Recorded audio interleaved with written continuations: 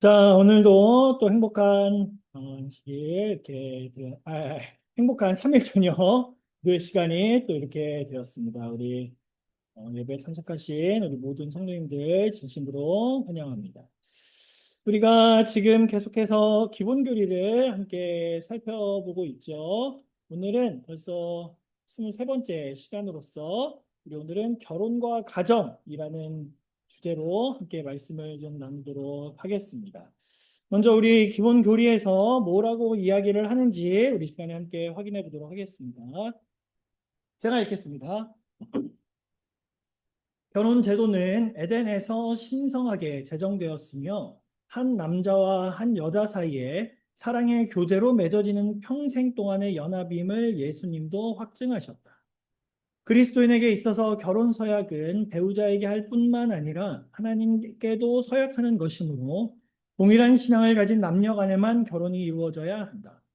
상호 간의 사랑과 신의와 존경과 책임은 결혼 관계의 바탕이 되며 그것은 그리스도와 당신의 교회 사이의 사랑과 신성함과 친밀함과 영원한 관계를 반영하는 것이다. 이혼에 관하여 예수께서는 음행 외에 배우자와 이혼하고 다른 사람과 결혼하는 사람은 간음하는 것이라고 가르치셨다. 비록 어떤 가족 관계가 이상에 못 미칠지라도 그리스도 안에서 서로에게 온전히 자신을 바치는 배우자들은 성령의 인도와 교회의 훈육을 통하여 사랑의 연합을 이루게 될 것이다. 하나님께서는 가정을 축복하시며 가정의 구성원들이 서로를 도와 완전한 성숙에 이르기를 바라신다.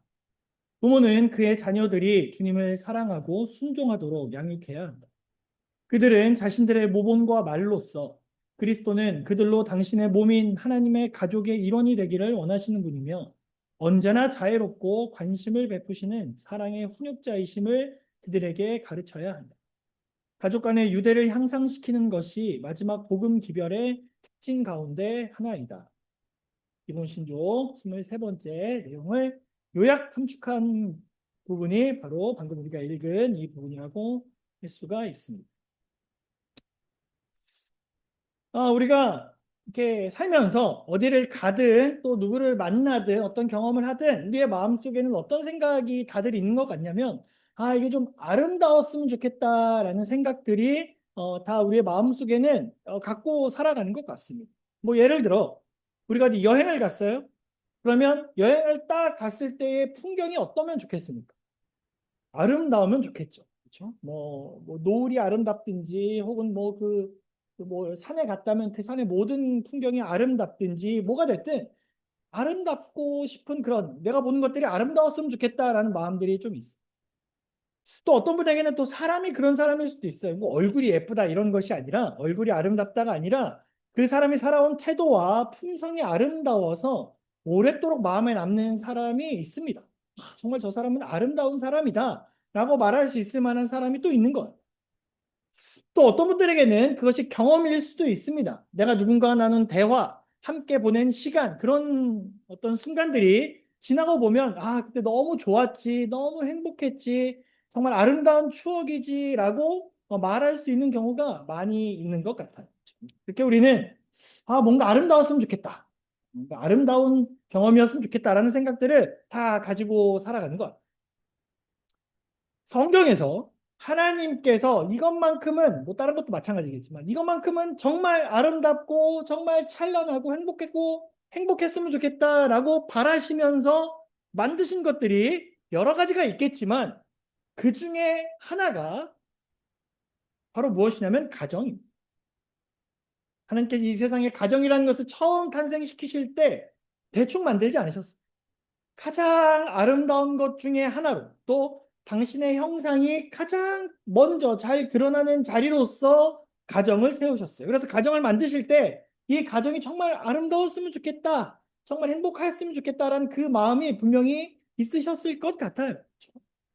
그래서 오늘 이 시간에는 그 가정 그리고 그 가정을 이루어가는 그 시작점, 결혼 이 두 가지를 우리가 함께 살펴보고 또 나는 지금 우리 가정을 어떻게 가꾸어 가고 있는가를 함께 생각해 보면 좋을 것 같습니다.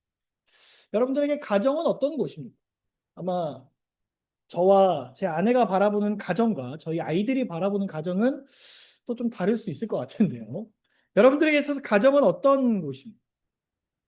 사람들이 이야기하기를 가정은 사랑을 배우는 곳이라고 해요. 또 가정은 소속감을 경험하는 곳입니다. 그래서 어디에 갔다가 어디에 여행을 갔다가도 혹은 어디에 뭐 일을 하러 갔다가도 뭐 어디에 뭐 학교를 갔다가도 집에 돌아오면 어떻습니까? 아, 집에 왔다. 우리 집에 왔다. 우리 가정에 돌아왔다. 이런 소속감이 또 생기지 않습니까? 또 가정은 어떤 곳이냐면 신앙이 다음 세대로 전달되는 곳이기도 합니다. 이렇게 우리가 사랑을 배우고 소속감을 경험하고 신앙에 전달되는 곳이기 때문에 가정이 흔들릴 때 단순히 어떤 그 가정이라는 게 하나만 흔들리는 것이 아니라 사람의 삶과 가정과 교회와 사회가 모두 다 약해지는 것 같아요. 제가 좀 찾아보니까 이 여러 어떤 그 조사들에서 어떤 이야기를 하냐면 하나님을 믿는 가정 말고, 하나님을 안 믿는 가정 말고, 하나님을 믿는 가정들 안에서도 대화가 점점 줄어들고 있고, 그 안에서도 뭔가 함께 말씀을 나누는 것이 점점 약해지고 있다라는 이야기가 계속 반복해서 올라오고 있다고 해요. 그런 의미에서 우리는 정말 우리의 가정을 위해서 정말 여러 가지라도 기도하고 함께 가꾸어 나가야 되는 곳이라고 생각을 합니다. 어쩌면 이 세상은 우리의 가정의 뭐 위기다라고 이야기하지만 사실은 회복의 출발점이기도 한 것 같아요. 그렇죠? 이제 위기인 만큼 회복해서 나아갈 수 있을 것 같아요. 그래서 이 시간에 가정에 대해서 우리 함께 살펴보도록 할 텐데요. 먼저 하나님께서 세상을 처음 창조하실 때로 좀 돌아가 보도록 하겠습니다. 자, 함께 상상해 볼까요? 하나님께서 세상을 만드셨어요. 빛도 만드시고 바다도 만드시고 동물도 만드시고 다 만드셨습니다. 그런데 하나님께서 이제 누구를 만드시냐면 사람을 만드셨는데 그 순간만큼은 좀 접근 방법이 좀 달라요. 창세기 1장 26절부터 같이 한번 읽어보도록 하겠습니다. 하나님이 시작. 하나님이 가라사대 우리의 형상을 따라 우리의 모양대로 우리가 사람을 만들고 그로 바다의 고기와 공중의 새와 육축과 온 땅과 땅에 기는 모든 것을 다스리게 하자 하시고 하나님이 자기 형상 곧 하나님의 형상대로 사람을 창조하시되 남자와 여자를 창조하시고 하나님께서 이 세상을 말씀으로 다 만드셨어요. 네, 다 만드셨어요. 그리고 그냥 뭐 특별히 그냥 있어라, 존재해라 이렇게 만드셨는데 사람을 만드실 때는 조금 달랐습니다. 그렇죠? 사람을 만드실 때는 특별히 그 롤 모델이 있어요. 누구를 닮게 하자? 하나님의 형상을 닮게 하자. 하나님의 형상을 닮게. 그러면서 누구를 창조하셨어요? 남자와 여자를 창조하셨어요. 즉 무슨 말이냐면 하나님의 다 너무 당연한 얘기지만 하나님의 형상을 닮은 존재는 남자만도 아니고 여자만도 아니고 남자와 여자가 모두 다 하나님의 형상을 닮은 사람들이라는. 물론 이제 창세기 1장에서 이렇게 표현했지만 아직은 누구만 창조됐습니까? 아직은 아담만 창조가 됐죠. 그래서 창세기 2장으로 가면 하나님께서 아담을 에덴 동산에 두시고 그를 바라보시다가 이렇게 말씀하십니다. 같이 읽어보겠습니다. 여호와 하나님이 시작. 여호와 하나님이 가라사대 사람의 독처하는 것이 좋지 못하니 내가 그를 위하여 돕는 배필을 지으리라 하시니라. 자, 여기 보시면 좋지 못하다라는 표현이 나오잖아요. 창세기 1장부터 이 창세기 2장 18절까지 오면서 하나님께서 창조하신 그 내용들을 쭉 이야기하면서 좋지 못하다라고 말씀하신 유일한 순간이 바로 이 부분입니다. 하나님께서 원래 창조하시면 뭐라 그래요? 보시기에 좋았더라. 보시기에 심히 좋았더라. 이렇게 말씀하셨는데 사람이 혼자 있는 것을 보시면서 그거는 뭐하다? 그거는 좋지 못하다. 그럼 참 놀라운 이 말씀 제가 오늘 보면서 참 흥미로웠던 것, 놀라운 점은 이것이었어요. 여러분 사람이 아까 누구의 형상으로 창조됐다 그랬어요? 하나님의 형상으로 창조되었다고 그랬어요. 하나님의 형상으로 창조가 되었는데 그럼 하나님의 형상으로 창조함을 입었으니까 그 모습은 좋은 상태입니까? 안 좋은 상태입니까? 좋은 상태예요. 근데 하나님의 형상으로 창조된 건 너무 좋은 오케이 상태인데 그 좋은 하나님의 형상으로 창조된 존재가 혼자 독처하는 것은 좋아요, 안 좋아요? 안 좋다라는. 그래서 하나님께서 누구를 만드셨어요? 하와를 만드셨고 둘이 함께 살 수 있도록. 그래서 이렇게 나와 있습니다. 이러므로 남자가 부모를 떠나 그 아내와 연합하여 둘이 한 몸을 이룰지로다. 그래서 둘이 뭐 할 수 있도록? 연합할 수 있다. 둘이 하나가 될 수 있도록, 둘이 가정을 이룰 수 있도록 우리 하나님께서 이 세상 처음 세상에 이렇게 만들어 놓으신 중요한 제도라는 것이죠. 그래서 예수님께서 나중에 우리가 보통 결혼식장에 가면은 그 주례하시는 분께서 꼭 주례의 마지막에 붙이는 말씀이 있는데요. 그게 어떤 말씀이냐? 마태복음 19장에 예수님께서 주신 말씀입니다. 그러므로 같이 읽어보겠습니다. 시작. 그러므로 하나님이 짝지어 주신 것을 사람이 나누지 못할지니라. 그만큼 하나님께서 창조하신 이 제도가 대단히 중요하고 대단히 우리들에게 큰 의미가 있다라는 것입니다. 근데 요즘엔 어때요? 좀 요즘엔 그걸 너무 등한시 여기는 시대에 우리가 살아가고 있는 것 같아요. 조금 이따가 제가 다시 한번 말씀드리도록 하겠습니다.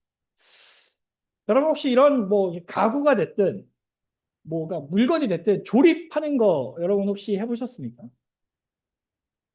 저는 조립 같은 걸 잘 못합니다. 그래서 그 뭘 조립하려고 하면 뭔가 시간이 좀 오래 걸려요. 네, 뭔가 시간. 근데 또 이 남자 자존심 특성상 설명서는 잘 안 봅니다. 설명서 잘 안 보고 나는 내 힘으로 조립할 수 있어 라고 해놓고 조립하다 보면 어떻게 돼요? 꼭 중간에 이거 아닌데 해서 다시 풀을 이 조립을 다시 푸는 일들이 다시 반드시 생겨요. 그러면 이제 어떻게 돼요? 굉장히 당혹스러운 거죠. 분명히 내 생각에는 이게 맞는 것 같은데 내 기준엔 이게 맞는 것 같은데 이렇게 조립하는 게 맞는 것 같은데 라고 이야기하지만 결국 그게 아닐 수 있다는 가장 좋은 방법은 뭐예요? 잘 꼴지어가는 좋은 방법은 설명서대로 하는 거예요.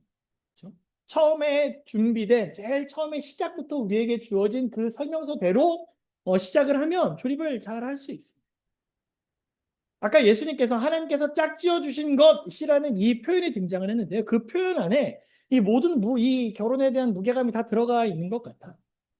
사람과 사람이 내 생각으로 내 결정을 하는 것이 아니라 하나님 앞에서 맺어지는 언약이다라는 것이 성경이 이 시간 우리들에게 주는 결혼에 대한 메시지인 것입니다. 그리고 이 가정의 이야기는 부부에서 딱 끝나는 것이 아닙니다. 신명기 6장에 보면 하나님께서 이스라엘 백성들에게 이렇게 말씀했어요. 같이 읽어보겠습니다. 내 자녀에게 시작. 내 자녀에게 부지런히 가르치며 집에 앉았을 때든지 길에 행할 때든지 누웠을 때든지 일어날 때든지 이 말씀을 강론할 것입니다. 즉 뭐예요? 이 말씀이 그리는 그림은 무엇입니까? 이게 우리들에게 주어지는 그 그림은 어떤 그림을 우리들에게 보여주고 있는 거예요? 우리가 보통 이제 신앙을 한다, 내가 예수를 믿는다라고 하면 그 모든 활동과 교육과 모임은 다 교회에서만 이루어진다고 생각하는 경우가 많은 것 같습니다. 교회에서 무언가를 하고, 교회에서 할 때만 그것이 내 신앙 활동이라고 생각하고, 그렇게 교회를 갈 때에만 내가 신앙을 하고 있는 것이라고 느끼는 때가 좀 있는 것 같아요. 그러나 정말 이 말씀과 신앙을 올바로 나눠주고 가르쳐주고 교육이 오갈 수 있는 가장 중요한 곳은 어디냐면 가정이라는. 사실 근데 잘 듣습니까? 안 듣습니까? 네, 이게 쉽지 않죠. 그렇죠? 네, 내가 생각하는 그 신앙의 모습을 내 자녀들에게 정확하게 100%다 이해시키기가 사실 쉽지는 않은 것 같습니다. 아마 우리 인생을 저보다 훨씬 더 오래 살아오신 이 집사님들, 장로님께서 보실 때는 훨씬 더 이것이 정말 어렵다라는 것을 우리 훨씬 더 많이 경험하셨을 것 같다. 여러분 오늘 말씀은 또 오늘 결혼에 대한 이야기는 나의 어떤 부족함을 여기에 비추어서 스스로를 정죄하고 스스로를 자책하고 하기 위해서 이 말씀을 나누는 것이 아닙니다. 오늘 우리가 살펴보는 이 기본 교리의 이 결혼과 가정에 대한 이 내용은 하나님께서 태초에 설정해 놓으신, 정해 놓으신 그 기준이 무엇인지를 우리가 다시 한번 확인하고 오늘 내가 그 기준에 따라 어떻게 또 살아가야 될지를 다시 결심하기 위해서 이 시간에 살펴보는 거예요. 그래서 우리가 이런 말씀을 나누면 나는 내 자식은 뭐 교회를 다니고 안 다니고 하나님 잘 믿는 것 같고 아닌 것 여러 가지 생각들이 막 오고 가잖아요. 그러한 생각들이 여러분 스스로를 이렇게 자책하게 만들고 공격하게 되는 것이 아니기를 간절히 바랍니다. 왜냐면 우리 하나님께서 우리 자녀들을 위해서 여러분들의 자녀들을 위해서 지금도 함께 여러분과 함께 기도하고 계시리라고 우리는 분명히 믿고 있기 때문에 그렇습니다. 여러분 우리가 함께 우리 가족을 위해서 더 많이 기도할 수 있는 그런 시간 되길 간절히 바랍니다. 자, 이렇게 이 아담과 하와가 너무나 행복하게 그렇게 가정 생활을 하고 있었는데 안타깝게도 이 세상에 뭐가 들어왔어요? 죄가 들어오게 되었어요. 창세기 3장으로 넘어가면 2장까지 이는 내 뼈 중에 뼈요 내 살 중에 살이라고 노래하던 이 아담과 하와가 있었어요. 이제는 서로를 손가락질하기 시작합니다. 네. 하나님께서 이제 물어보시죠. 우리가 다 알기 때문에 찾아보진 않겠습니다. 하나님께서 물어보시잖아요. 누가 내게 그 나무 열매를 받게 하였느냐? 그랬더니 아담이 뭐라 그럽니까? 하와가 줘서 뭐. 하와 때문에 그렇다라고. 하나님께서 주신 저 여자가 나에게 이걸 먹겠다 이렇게 말하지 않습니다. 좀 전까지 정말 한 몸이었던 정말 하나라고 생각했던 그 두 사람이 서로를 비난하고 서로를 나의 방패막이로 삼는 관계로 바뀌어버리는 이게 죄가 하는 일이죠. 그래서 이 죄가 가정을 공격하면서 원래는 이 세상에 존재하지 않아도 되는 그러한 어떤 법들이 생겨나게 되는 것 같아요. 여러분 십계명에 보시면 십계명이 있습니다. 십계명을 보시면 총 몇 가지 계명입니까?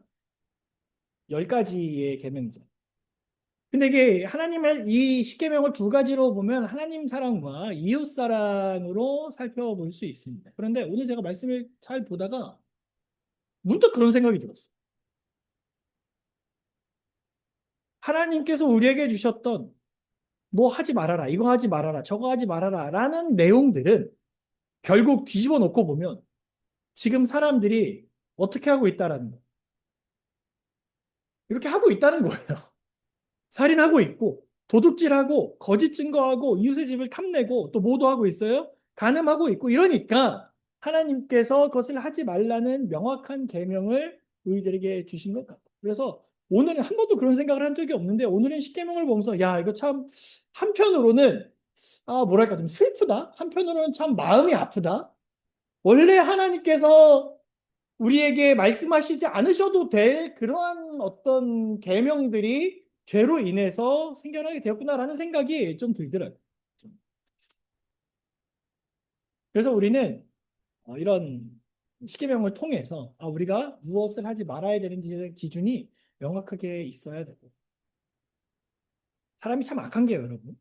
여기 하나님께서 이렇게 뭐 하지 말아라, 뭐 하지 말아라 이렇게 말씀해 주셨잖아요. 특히 가정과 관련된 건 이제 간음인데 거기에 대해서 이 바리새인들이 나중에 예수님과 대화를 하게 돼요. 근데 거기에서 예수님을 공격하기 위해서 바리새인들이 질문을 던지는데 바리새인들이 무엇을 악용해서 질문을 던지냐면 요 7번째 계명을 가지고 질문을 던집니다. 뭐라고 질문을 던지는가? 이유가 있으면 내 아내를 버려도 됩니까? 네. 하나님께서 처음에 창조하셨던 그 결혼이란 그 남자와 여자의 관계에 대한 분명한 기준은 다 제쳐두고 예수님을 공격하기 위해 이 계명을 이용하는 것.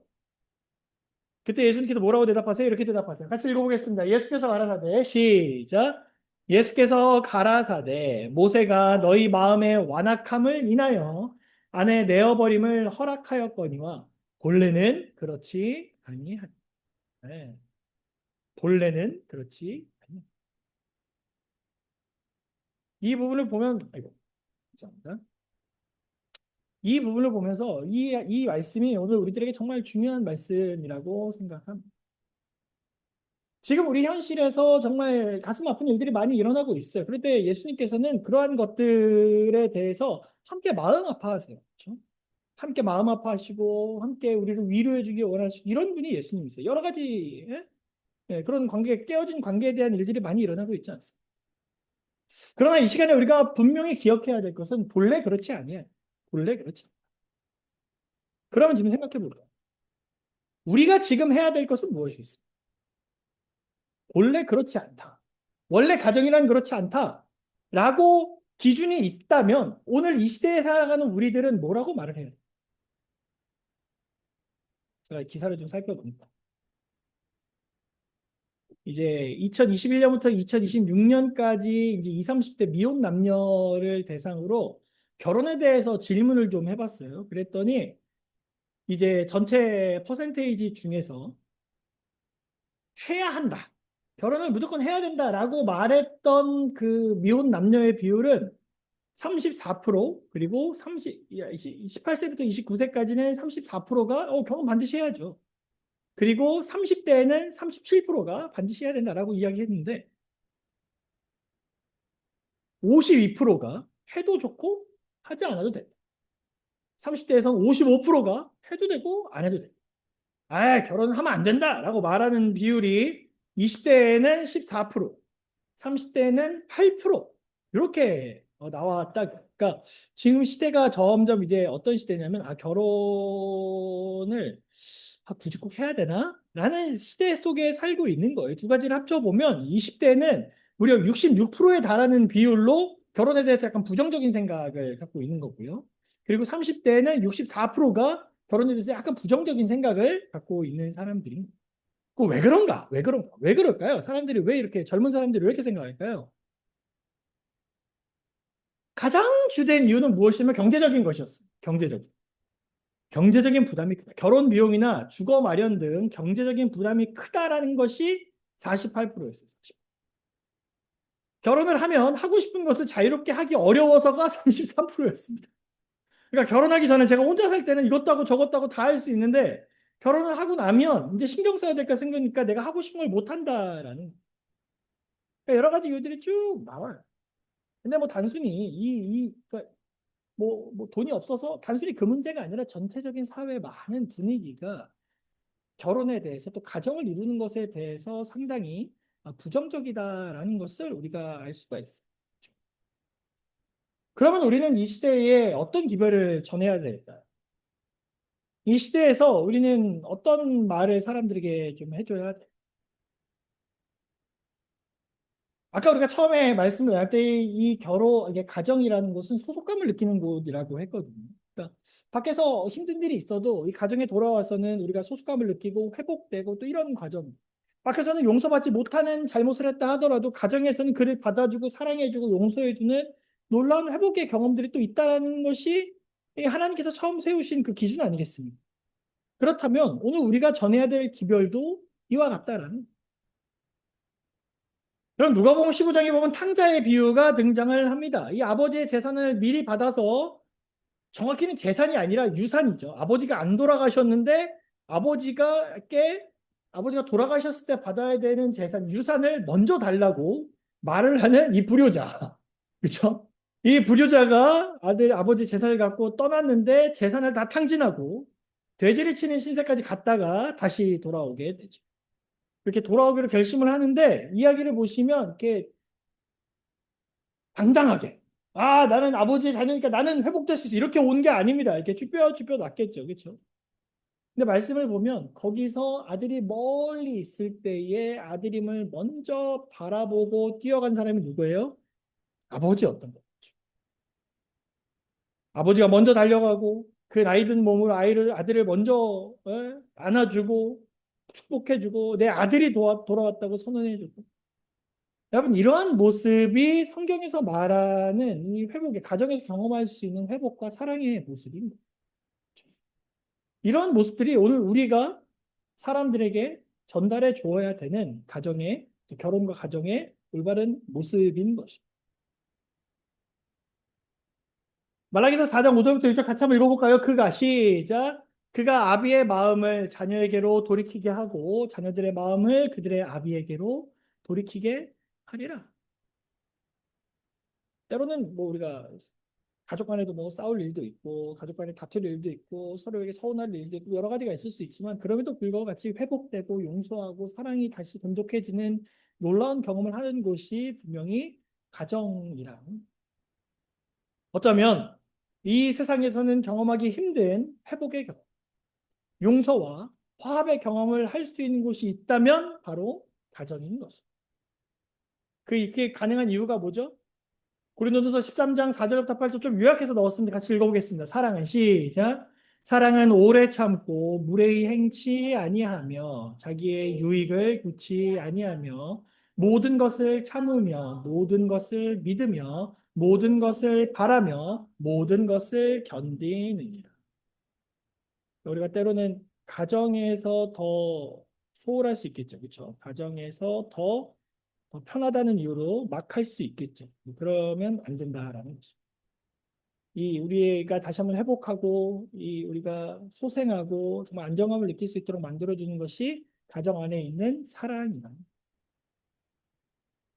그 에베소서에 보면 이 가정의 모습에 대해서 또 이렇게 이야기를 합니다.